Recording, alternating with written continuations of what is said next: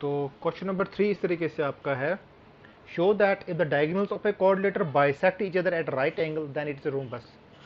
आपके पास एक कोऑर्डिनेटर है, you all know that quadrilateral एक फोर साइडेड क्लोज्ड फिगर होती है, ठीक है। ये मैंने एक फोर साइडेड क्लोज्ड फिगर बनाई। क्वेश्चन में कहा गया है कि इस कोऑर्डिनेटर, जो अगर हम नाम देख देंगे ए बी सी डी, इसका हमने नाम दिया, इसके जो डायगोनल्स कहा गया क्वेश्चन में, इसका एक डायगोनल, ये इसका दूसरा डायगोनल, ये दोनों डायगोनल्स आपस में बाइसेक्ट कर रहे हैं। बाइसेक्ट मतलब जहाँ पे ये काट रहे हैं उसको मैंने ओ नाम दिया है। बाइसेक्ट का मतलब जितना ओ ए है उतना ही ओ सी है, जितना ओ बी है उतना ही ओ डी है। मगर बाइसेक्ट कहाँ पे कर रहे हैं? राइट एंगल पे कर रहे हैं। ये भी 90 एंगल होगा 90 डिग्री, ये भी 90 होगा, ये एंगल भी 90 और ये एंगल भी 90। बाइसेक्ट कर रहे हैं कहाँ पे? राइट एंगल पे। आपको बताना है कि ये रोम्बस है, आपको बताना है कि ये रोम्बस है। रोम्बस एक ऐसी फिगर होती है जिसका हर एक साइड इक्वल है। हमें दिखाना है कि ए बी बराबर होना चाहिए बी सी के, बी सी बराबर सी डी और C D is equal to D A. ये चारों साइड्स जो आपस में इक्वल होने चाहिए। अगर हम गिवन की बात है, पहले गिवन लिखेंगे, क्वेश्चन में क्या दिया है। हम सबसे पहले लिखेंगे एक coordinator A B C D in which, इसमें क्या दिया गया है, डायगोनल्स, मैं लिखूंगा diagonals bisect each other.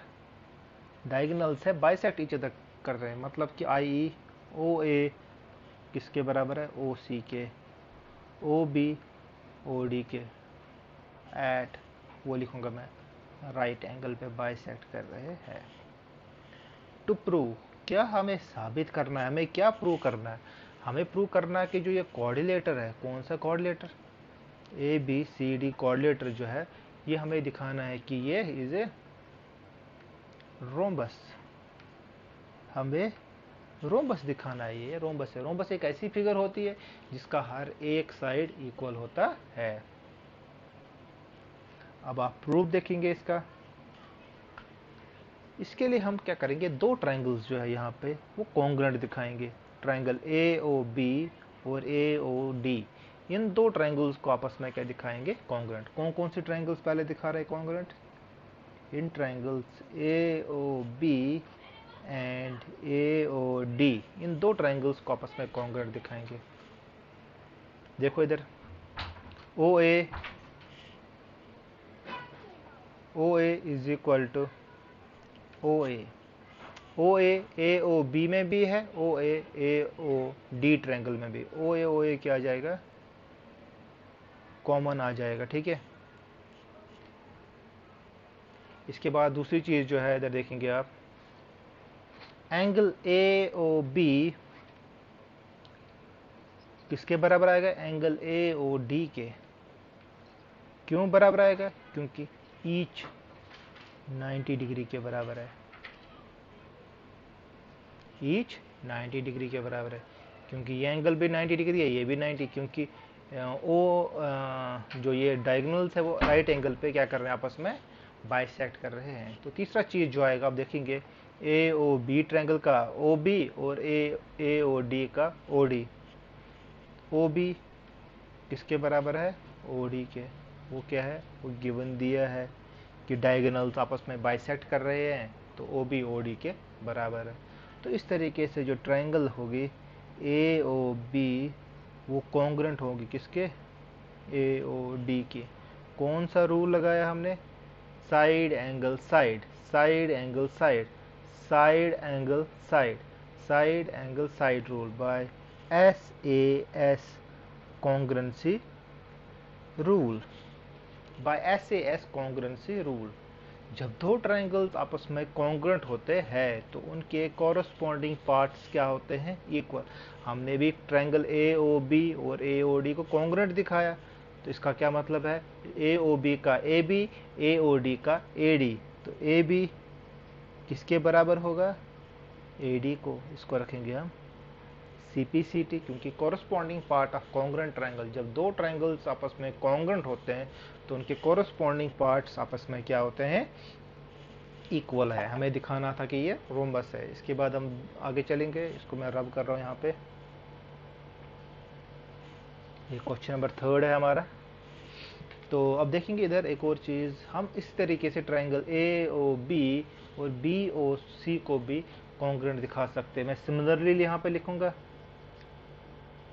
Similarly triangle A O B वो क्या होगी, कॉन्ग्रुएंट होगी किसको, बी ओ सी को। ए ओ बी और बी ओ सी ये भी आपस में कॉन्ग्रुएंट होगी सिमिलरली, इसका मतलब ए बी जो है वो बी सी के बराबर भी होगा, है ना। सीपीसीटी से जब दो ट्राइंगल्स कॉन्ग्रुएंट होते हैं, ये तो मैंने सिमिलरली लिखा क्योंकि सेम लिखोगे वहाँ पे भी आप ओ बी कॉमन, ये 90 ये भी 90, तो ओ ए इज इक्वल टू ओ सी। उसी तरीके से आप इसको भी दिखा सकते हो। तो आगे जब दिखाऊंगा देखो आप, सिमिलरली आप लिख सकते हो triangle B O C, triangle B O C is congruent to triangle, इसको आप फर्स्ट रखो, इसको आप सेकेंड, तो सी ओ बी ओ सी और सी ओ डी भी आपस में क्या होंगे, कॉन्ग्रुएंट होंगे सिमिलरली के तरीके से। इसका क्या मतलब है, बी सी और सी डी भी आपस में क्या होगा, वो भी इक्वल होगा। इसको रखो आप थर्ड।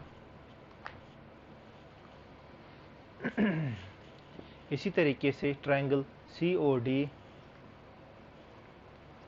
और दूसरी ट्राइंगल क्या है ए ओ डी, ये भी आपस में क्या होंगे, कॉन्ग्रुएंट। इसका मतलब सी डी और ए डी क्या होंगी, आपस में बराबर होंगे। इसको रखो फोर्थ। फर्स्ट सेकंड थर्ड और फोर्थ से ये पता चलता है अगर ए बी ए डी के बराबर है, मगर ए डी खुद डी सी के बराबर, खुद डी सी बी सी के बराबर, खुद बी सी ए बी के बराबर, इसका मतलब from first second third and fourth, from first second third and fourth, हम यहाँ से देखते, फर्स्ट को मिटाऊंगा मैं अब, फर्स्ट सेकंड थर्ड और फोर्थ से हमें ये पता चलता है कि जो ए बी है वो बी सी के बराबर है, वो सी डी के बराबर है, वो डी ए के बराबर है। एक ऐसा कोऑर्डिनेटर जिसका हर एक साइड इक्वल होता है उसको हम रोम्बस बोलते हैं। So therefore quadrilateral A B C D is a rhombus. अब यहाँ पे आप पूछोगे कि जो कोऑर्डिनेटर होता है अगर उसके हर एक साइड इक्वल, उसको स्क्वायर भी बोलते हैं, मगर स्क्वायर हमें दिखाना नहीं था, हमें रोम्बस दिखाना था। रोम्बस के लिए आप सिर्फ हर एक साइड इक्वल दिखाओगे, मगर अगर आपको इसको स्क्वायर के बदले इसको आपको क्या दिखाना, ये रोम्बस के बदले आपको स्क्वायर दिखाना, स्क्वायर के लिए आपको इसका हर एक एंगल जो था वो 90 डिग्री के बराबर दिखाना है। वो हर एक एंगल क्या होना चाहिए, 90 डिग्री, तभी हम इस कोऑर्डिनेटर को बोल सकते हैं कि ये स्क्वायर है।